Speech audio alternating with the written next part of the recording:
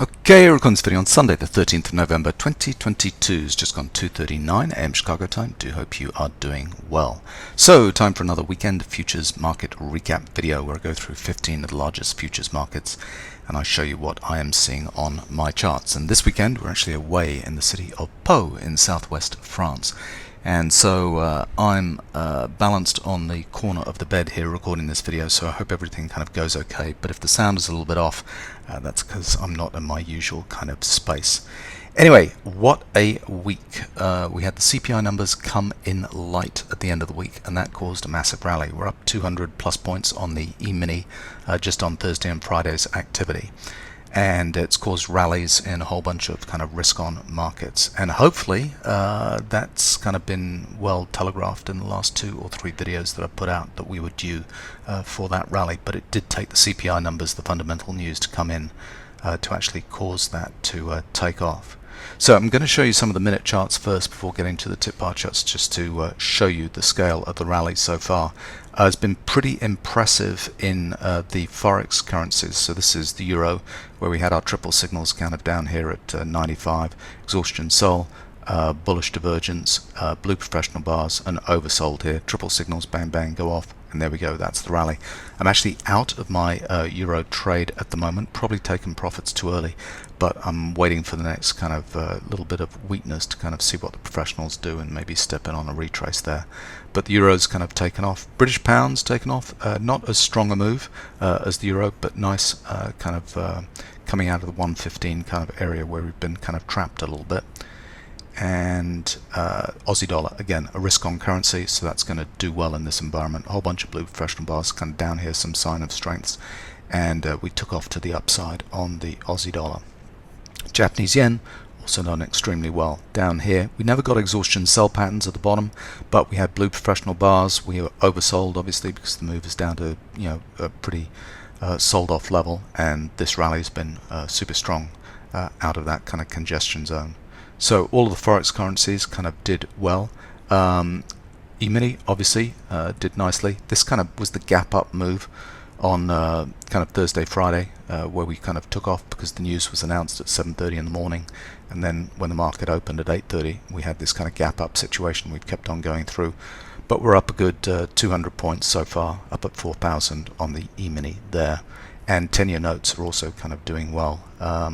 On the tip bar charts, we got a whole bunch of signals this week on 10 years, but the signals kind of came in a little bit earlier on here, and the activity has been a little bit muted. It's not kind of caught up so much with the 10-year notes, but it's been a strong day or two on 10 years there.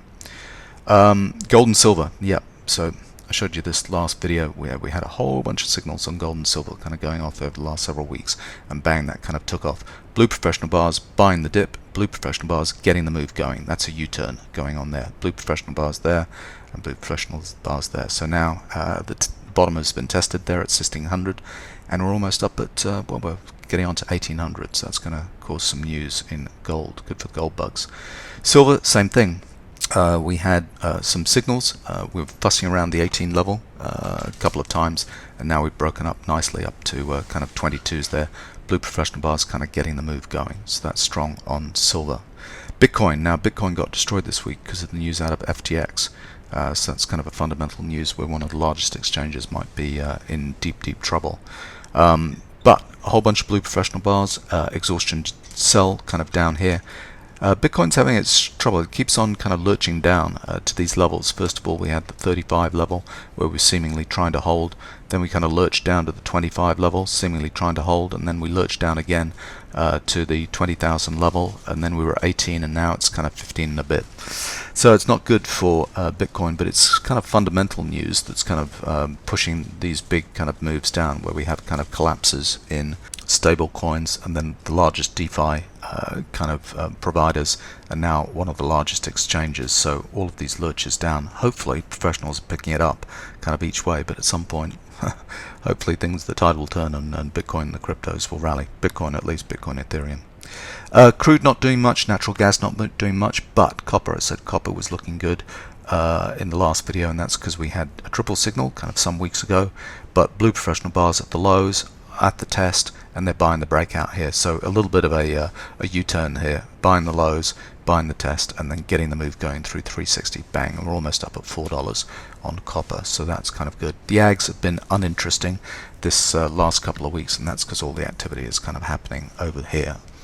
So there we go. That is what's going on the minute and kind of the daily charts, and we've got kind of strong rallies. Now I've taken profits on euros for the time being, and I've done that because I think things are going to just run out of puff for a little while. This is the 13,500 tip bar chart, and this is the gap up activity. That's the professionals getting set there just before the go. The numbers kind of come up at 7:30, and bang, there we go. We take off. Exhaustion's buying, getting the move going. So really we're going to have to see exhaustion buy to end the move, but we've got a little bit of weakness coming in after Rambo patterns here. So the amateurs are driving the move up to 4,000, maybe a technical area that will find a little bit of resistance. We've got some pullback to end of trends going off, the lowest time frame and the intermediate time frame. The trend is still strong because everything's kind of red and we busted through these resistance levels. So maybe we're just going to keep on going until we see a pullback to end of trend on the highest time frame. But it's all kind of good. You know, we've broken into this uptrend now. 15-minute chart here, confirmed uptrend where we've got above the trailing stop on better pro-am and on better sine wave. So that's why the background is printed in red. Same thing on the 45-minute chart here. No sign of exhaustion buys, no sign of Rambo patterns or blue professional bars. We're above resistances on all three time frames here on the 45-minute chart here. So we're in a confirmed uptrend and we're going places. Same thing on the 135-minute chart here. The background is in red, so it's confirmed uptrend on price and volume. And lastly, the daily chart here, that little confluence that kind of came off down here with a triple signal where we had all three supports, 1, 2, and 3 time frames, all red, showing a triple pattern. So that's a big things happen at triples. Supports kind of come in here from which we have busted above resistance. We're into an uptrend here. It'll be a confirmed uptrend when we get above this trailing stop on better pro-am.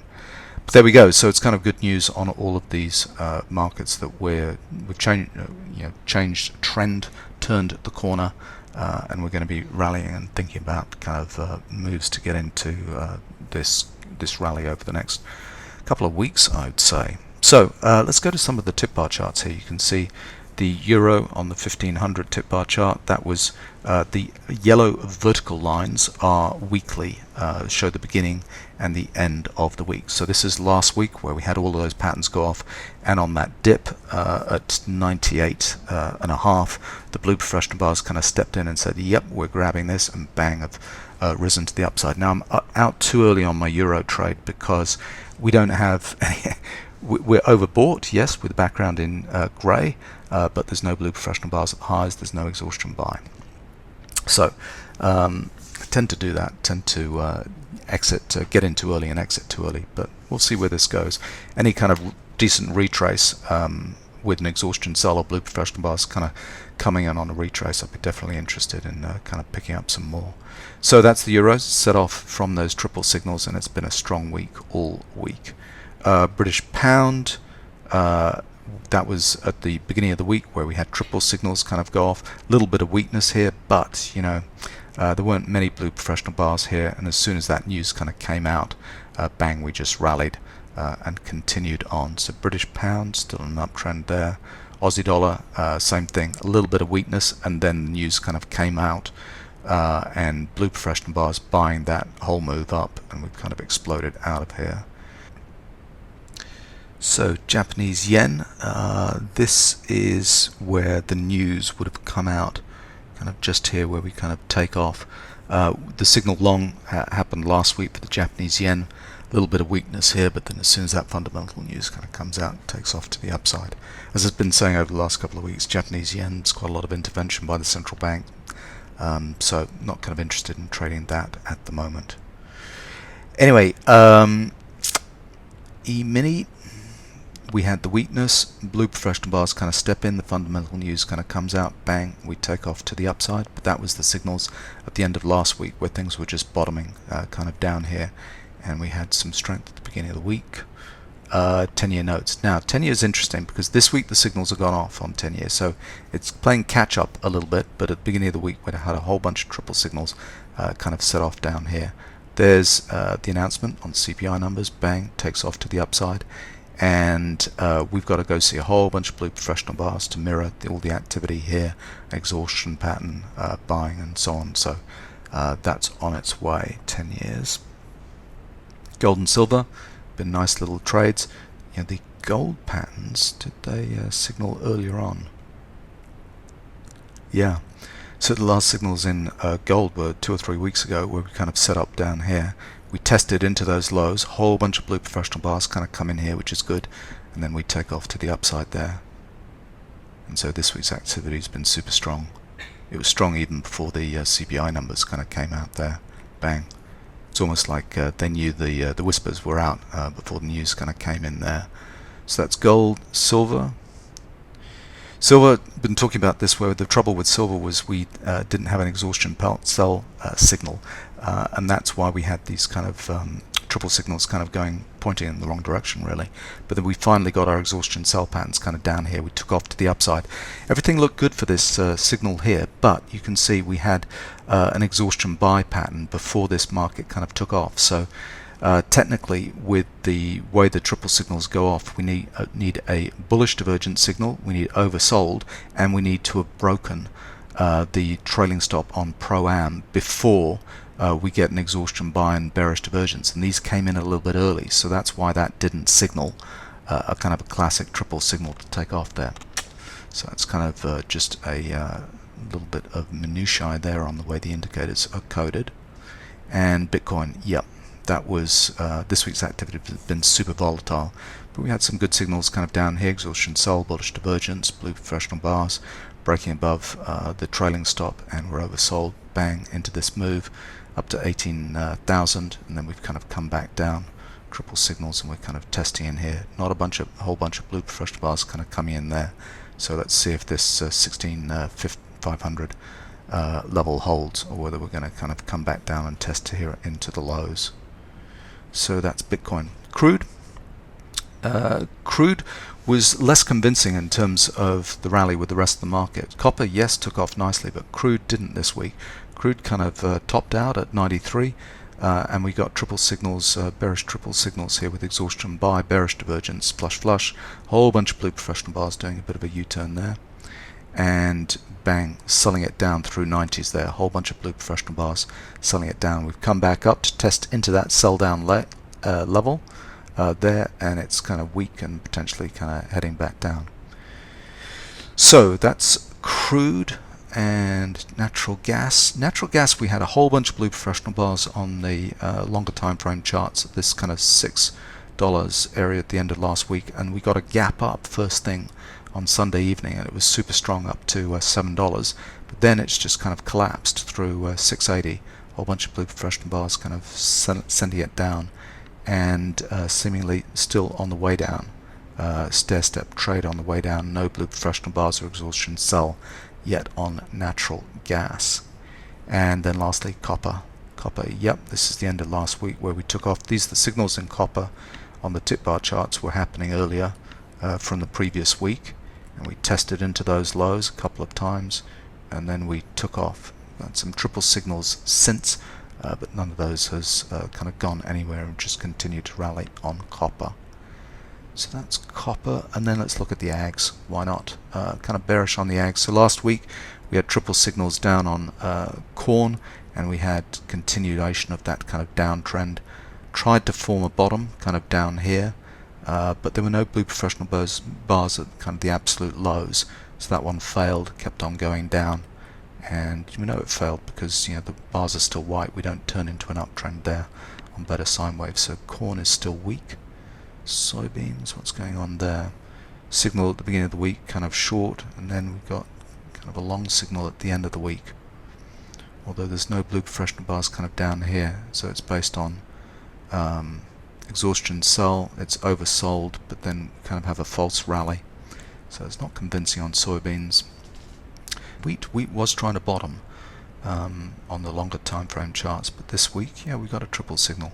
Exhaustion sell, oversold is the background. Yeah, the background's red, and then blue professional bars, and we've broken the trailing stop. So potentially some activity in wheat. So there we go. A little bit out of sorts, kind of sitting here with the computer kind of balanced on my knees, so I might have rushed through that.